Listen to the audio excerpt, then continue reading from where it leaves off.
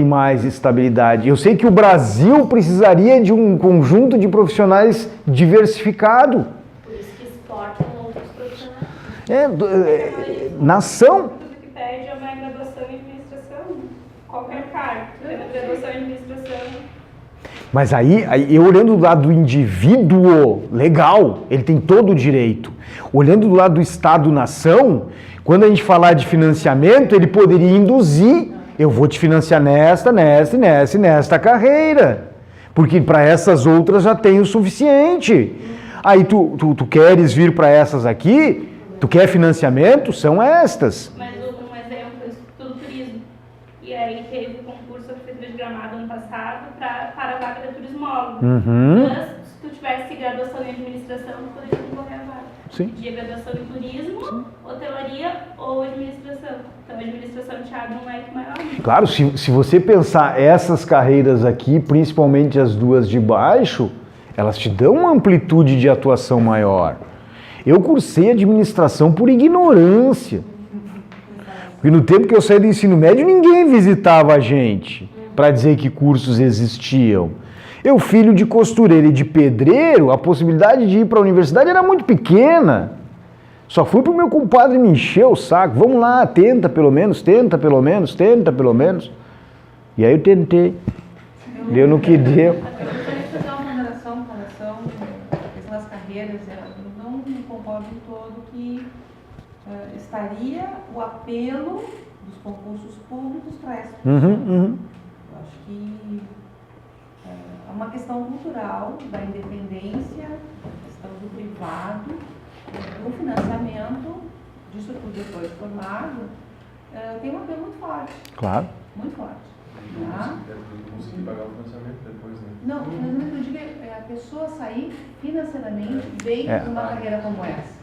Né? Mas... Porque essa habilidade se dá se o cara tem competência para administrar o que ele ganhou também, porque senão não resolve, né? É que nem no caso da incerteza da escolha do curso, é que tem muito curso novo, tu não sabe se depois que tu estiver formado tu vai conseguir uma rentabilidade para conseguir também pagar o Exatamente.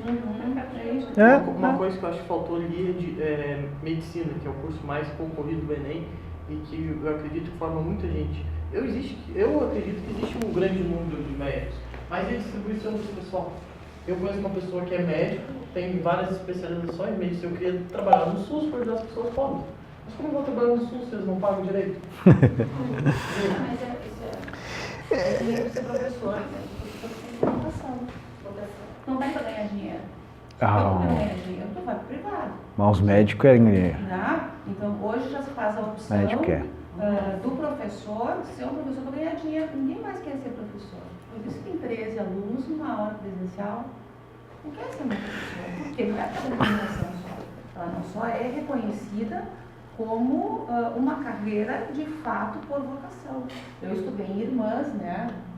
Deus as guardem, né? Eu não tenho nenhuma, hoje viva, toda velhinha, na época já, mas elas faziam filtro. Se não tem vocação, pode tomar esse química. Eu fiz 2 cursos, eu fiz química e fiz magistério, que eu queria ser aprovada, enfim, vestibular e tal. Tu vai fazer até o final, elas me marcaram na paleta até o 3º ano, porque se eu tivesse vocação, eu ia continuar, senão eles não deixavam. Mas se ninguém mais quer ser professor, por que que pedagogia é o 3º curso mais procurado ainda? Não, mas o que eu diria com relação, não estou nem questionando isso, mas acho que é uma boa pergunta nesse sentido assim, ó. A pedagogia ainda é um dos cursos que, entre aspas, ficariam nos anéis das... Do que abre mais Não, que as mulheres teriam à disposição. Quem procura majoritariamente o curso de pedagogia? Sim. São as mulheres. Né? Tanto é que uma coisa que se conta aqui, não falando mais, né?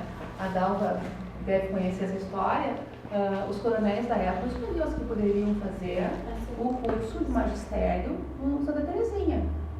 Era para os E anéis. as outras licenciaturas não estão ali. Não estão. Só a educação física lá em cima. Mas, gente, essa... Aí vamos lá. O meu 11º procurado do Brasil. Perde até para a biblioteconomia. Uma das coisas que eu vinha comentando ainda agora, né? Quantas são as realidades? Quantas são as realidades? Há pelo menos 3 realidades. A realidade objetiva, ou seja, dentro dessa sala há tantas cadeiras, tantos computadores, tantas pessoas, e não há como a gente negar, porque objetivamente isso está posto. Então, é um dos 3 maiores. Subjetivamente, ou a realidade subjetiva, aquilo que eu leio, o que o outro lê, a forma com que cada um de nós lê o mundo, e que é individual, é de cada um. E uma terceira realidade que a gente chama de intersubjetiva, que é aquela que a gente constrói a partir de um ou de outro e que um grupo passa a acreditar. Por que a pedagogia tem essa grande demanda? Porque há uma obrigação para os municípios de ofertar a educação básica de 0 a não sei quantos anos em todos os municípios. Quantos se formam de pedagogia? O prefeito municipal de Santo Antônio da Patrulha tem a Escola de Educação Infantil, a sua EMEI, que precisa estar lá. Dei uma vasculhada, eu não conheço Santo Antônio, é a primeira vez que eu estou aqui, né? Mas conheço da realidade de outros municípios. Vai existir, suposição, prevalência de estagiárias de pedagogia. Residência pedagógica, não. Isso agora o ministro lançou agora essa para substituir. Aí desculpe agora, gurizes e gurizas, é deprimente, professor. Sabe para que vem o residência pedagógica? Não é para substituir o estágio, como o cidadão diz. É para que a prefeitura use esse cara durante um ano todo lá sem precisar pagar salário para ele, para cobrir a falta de professores. Só que na pedagogia, as pessoas estão na EMEI, e aí há uma oferta de vagas muito grande. Um colega professor pedagogo, ele vai poder ficar as suas 40 horas numa escola. Vai ser professor de física, que tem 2 períodos por semana. Ou ele está numa grande escola, ou ele está em 5, 6 escolas. A remuneração. Acessem depois e vejam o piso do farmacêutico, o piso do nutricionista. Se o cidadão tiver 2 contratos em municípios de porte médio, um professor com 2 contratos ou com um contrato de 40 horas vai ganhar mais do que nutricionista, do que farmacêutico. Qual é a grande diferença? Às 17, 18 horas ele tira o jaleco, pendura atrás da porta, vai embora e tem a sua vida. O professor, como ele tem que estar correndo em várias escolas, ele tem que estar aturando esses piá chato que a mãe vem bater nele, que não quer nada com ele. Se bobear, estão agredindo o professor. Sabe? Então é um conjunto de fatores que não é só a remuneração. Certo? Não é só. É ruim, principalmente quando pensa o estado do Rio Grande do Sul. Né? Mas essas carreiras, e aí eu estou falando de novo de cenário, se eu sou o país, se eu sou o Estado-nação, eu começo a direcionar. Não dá para concentrar em 2 ou 3. E aí vem uma outra encrenca. Quando nós olhamos o nosso financiamento da educação superior, e aí foi o que a colega estava começando a falar, da ideia das bolsas, né? Como o Estado, então, é incapaz de atender a toda essa demanda, ele faculta a exploração da atividade pela iniciativa privada e precisa encontrar mecanismos para tentar subsidiar esse processo. O ProUni é um programa, então, que as universidades não públicas oferecem agora 20% das vagas com bolsas de 50% ou 100% para alunos egressados da escola pública, etc, etc, etc, com uma determinada faixa de renda e assim por diante. E o financiamento estudantil, então, para outras instituições, né, que não tem o tal do ProUni. Aí eu fico me perguntando, gente, eu cursei a universidade privada porque não entrava numa pública, tinha estudado na escola pública, não vou nem concorrer para essa brincadeira. Pagando então todo o curso. É caro, é caro. Estadozinho desgraçado esse brasileiro. Aí vamos lá. O filho da classe melhor remunerada, que estuda na escola privada, vai para a universidade pública, não paga. E não há contrapartida nenhuma que ele tenha que colocar à disposição do Estado-nação depois da obtenção do seu diploma. Aí vem o financiamento estudantil como uma forma de induzir medicina e licenciaturas. O governo federal vem e diz assim, se você for trabalhar na escola pública depois, em 100 meses você não precisa pagar o financiamento. Por que o aluno que está na universidade privada não tem que dar a contrapartida de trabalhar na escola pública ou no Sistema Único de Saúde e o moleque que está na universidade pública não precisa dar nenhuma contrapartida? Por que o médico egressado da universidade pública não tem que atender no Sistema Único de Saúde durante 100 meses, durante um determinado período? Por que o engenheiro oriundo da universidade pública não tem que trabalhar no DAER, na prefeitura? Não precisa ser regime de escravidão. Ele tem o seu salário, ele tem a sua remuneração, mas vai dar uma contrapartida para o Estado. Afinal de contas, ele estudou de grátis. De grátis para ele. Porque para o Estado-nação custa e custa caro manter a universidade pública.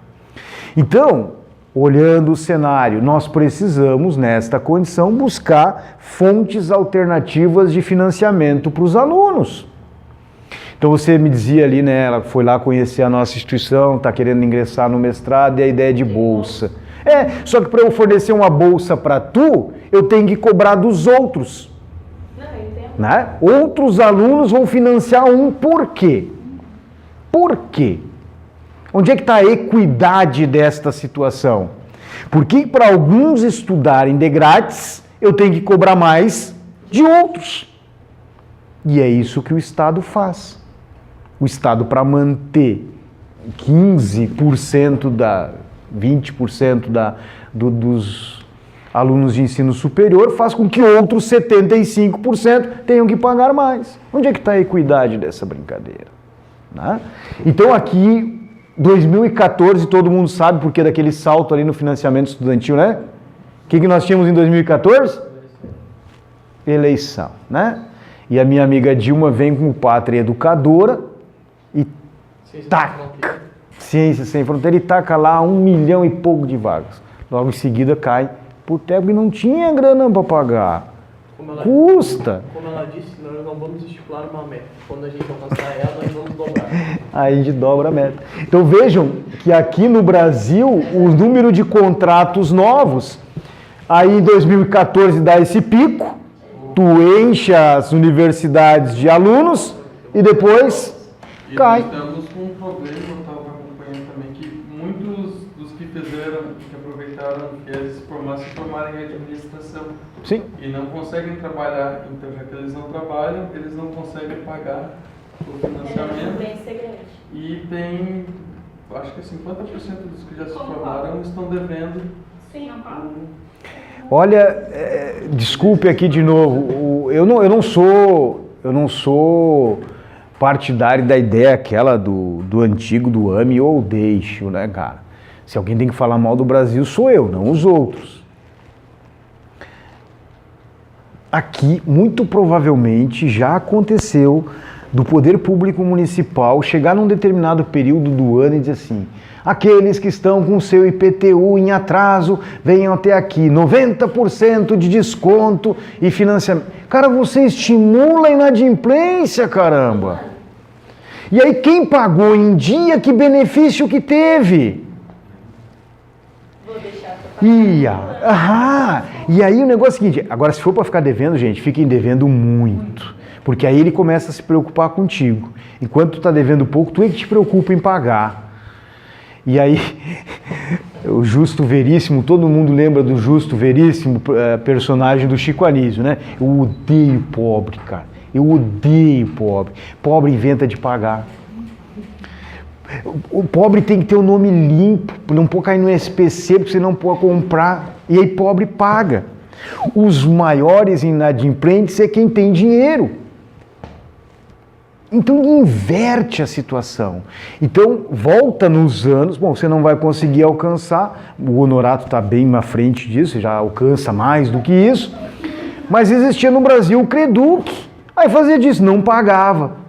O que fez a Caixa Econômica Federal, o governo brasileiro? Vem cá, 90% de desconto do que tudo que tu deve, amortiza todos os juros, toda a correção e me paga o restante em 12 parcelas ainda.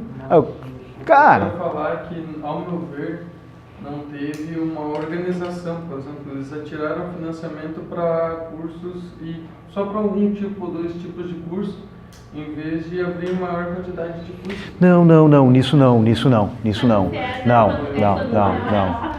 Oi? Não é tanto maior a nota do curso, mas... Não. Num primeiro momento era amplo, geral e restrito. O aluno se candidatava independentemente do curso. Tá, mas não teve tanta procura, então, por 3, 4 tipos de curso. Não, mas eles... Aqui quando a gente volta nessa figura, Tigrão... Aqui, ó, não eram os financiamentos aqui, é porque são os cursos que tem mais alunos no Brasil. Então, quer dizer, é uma questão de proporcionalidade. Vai ter um maior número porque eles são os cursos maiores. Então, de 8 milhões aqui, tu tem 1,5 milhão em 2 cursos. É mais do que um T. Então, não deveria limitar o tanto de financiamento para esses cursos? Isso foi feito. Isso foi feito a partir de 2015, depois do golpe, né? Quando se viu que o caixa estava raspado, não tinha mais como colocar tudo aquilo dali, o Estado começou assim, quantas vagas você quer oferecer, Univates? E lá nós relacionamos, 20 para esse, 10 para aquele, 15 para o outro, 20 para o outro. E vai ainda hoje para o Ministério da Educação, diz, não, eu te dou 2 aqui, 3 aqui, ele definiu os cursos e as vagas. Né? Isso começou a acontecer, que é algo que eu particularmente julgo honesto. Mas é o Estado que tem que definir isso, e não o governante de plantão. Só fazendo um pequeno corte, isso também está muito relacionado com a possibilidade do fechamento da Caixa Federal como financiador único desse crédito, né? Esses créditos todos deverão passar para a iniciativa privada. Agora tem um novo super turbinado FIES vindo aí, financiamento. Eu ainda não me apropriei bem das regras, mas o Estado vai colocar, se não me engano, 300 mil vagas, 100 mil delas a juros zero e as outras livre concorrência entre as instituições financeiras. E aí, 20% para as licenciaturas. Então ali vem o cenário econômico e político casadinho de novo. Gente, vamos parar e pensar um pouquinho, não pode ser sério esse nosso país, né? Ministro Mercadante assume logo depois daquele cearense que não deu tempo nem de guardar o nome dele, porque ficou só 3 ou 4 semanas. Aí o cearense sai, Mercadante entra, Mercadante sai, vem o Janine Ribeiro, que infelizmente não permaneceu ministro, uma pessoa fora de série. Fica 6 meses, pressão política, Dilma tem que entregar cargos para não sei quem em ministério, não sei. E quando eu digo Dilma aqui, isso acontece com todos os governantes. Volta Mercadante. Cara, em 3 meses nós tivemos 4 ministros. Em 3 meses, em 6, 8 meses, 4 ministros da educação. Não é sério. Não é sério. Tá? As vagas que são oferecidas pelas próprias IES, assim, que elas ofertam. Como assim as vagas? Elas, além de ProUni, além de financiamento, entram nos outros ali. O que acaba acontecendo? Há uma figura chamada filantropia. Sim. Ou pilantropia. Eu vejo. Então, para justificar eu vou chamar de isenção, eu não sei se o termo é esse, né? A isenção para não pagar determinados tributos, tu oferece as vagas. Então, aí tu dá as bolsas, na verdade Mas tu tendo o FIES e o ProUni, tu já tem uma isenção. Não. Hoje o FIES, muito antes, pelo contrário, é ônus. O ProUni tu tem. Sim, o ProUni sim. E aí eles ainda ofertam outras vagas. É que tem faculdade que tem financiamento próprio. Não é financiamento, é por renda também. Não, mas aí vem o seguinte, ó. O número de bolsas ofertados pelo ProUni não completa os 20% que ele tem que ofertar para poder manter o certificado de beneficiente, de poder usufruir. Gente, isso aí, ó, não existe cafezinho de graça. Então, quando a Unicinos oferece lá a bolsa para o mestrado, ela está computando aquilo para não precisar pagar a parte patronal do INSS, o imposto de renda, etc, etc. Então, é uma conta de chegada, né? É uma conta de chegada. E se isso está certo ou está errado, eu não vou dizer, não vou julgar, né? Nós lá optamos por não ter o ProUni e o financiamento federal, ele é oneroso. Porque a instituição tem que descontar 5% para o fundo garantidor. Então já não são mais 100, são 95. Mais 7% para não sei o quê. Então dos 100 que iriam entrar, quando eu vejo está chegando 75. E agora na nova proposta, se o aluno não pagar, a universidade tem que pagar. Então, pensa bem para o Estado-nação como é legal. Eu, governante, diz assim, não, eu ofereci financiamento para 100, para 200, para 500 mil. Se ele não me pagar, tem o fiador, que é a própria instituição. Sabe o que vai acontecer? Não haverá financiamento. Não haverá financiamento. E a culpa vai ser da instituição que se negou a ofertar, né? Então, a dinâmica da política, a dinâmica macroeconômica e, em alguns casos, a microeconômica estão ali enredada. E esse cenário, a palavra que eu encontro é nojento. A gente não vê muitas alternativas ali na frente, né, de como mudar isso. A não ser que nós, enquanto comunidade, nós, enquanto sociedade, exigíssemos, sim, escolas melhores. Né, escolas melhores. Mas a tendência é que cada um cuide do seu umbigo também, né? Essa que é a grande realidade. Então, hoje no Brasil não é uma questão de quantidade, certo? Não é uma questão de quantidade.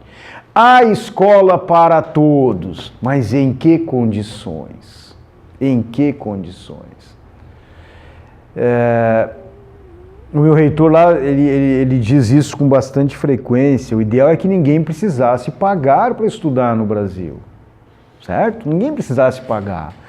Agora, você tem uma estrutura colocada aqui no Rio Grande do Sul e em uma parte de Santa Catarina, de comunidades que se organizaram para ocupar o lugar do Estado num determinado momento, né? Então, as comunitárias, elas nascem como uma vontade da comunidade de ofertar para os seus jovens acesso à escola. Aí eu dizia para o professor Honorato agora, né, a gente vai para Passo Fundo, e agora aqui uma crítica ao governo do presidente Lula naquela oportunidade. Se criou o Reúne, que foi sensacional, deu uma bombada legal nas universidades públicas, aumentou o número de vagas, mas ao mesmo tempo começaram a se criar novas universidades por esse país em localidades onde não haveria necessidade, como em Passo Fundo, que está lá uma UPF, que poderia ser parceira do Estado-nação, ocupando uma estrutura que já está toda lá à disposição, o Estado remunerando por esta ocupação, fiscalizando, como fiscaliza, ao invés de mobilizar todo um conjunto de dinheiros do outro lado. Lajeado, nós ofertamos a Univates para que o Instituto Federal fosse lá para dentro, porque ele só tem cursos diurnos e a minha estrutura está ociosa durante o dia. O que me diz o reitor do IF? Não, nós precisamos construir o nosso prédio. Isso eu achei um erro, a construção do IF em Lajeado. Porque tem um IF em Venâncio já. Tem o IF em Venâncio, cara. E tem as políticas de distância, né? Que o IF não pode ser construído tão perto, tão próximo do outro, porque o IF de Venâncio tinha que atender aquela região. Então, Aí, em Passo Fundo, vem a Universidade Federal da Fronteira Sul, que foi criada para o meu amigo Dilvo Ristoff ser reitor. Só que ele queria ser reitor da Federal de Santa Catarina. Ficou um ano ali e foi concorrer em Santa Catarina. E perdeu. Aí, quem é o reitor hoje? Jaime Giolo. Sabe de onde é que ele saiu? Da UPF. Mas sabe por que ele foi para a Federal da Fronteira Sul? Porque ele era assessor do Dilma no Ministério da Educação lá no INEP. Então eu construí uma universidade para o meu amigo ser reitor, como meu amigo não quis ser reitor, um outro amigo dele ficou sendo reitor. Claro que eu estou aqui ironizando.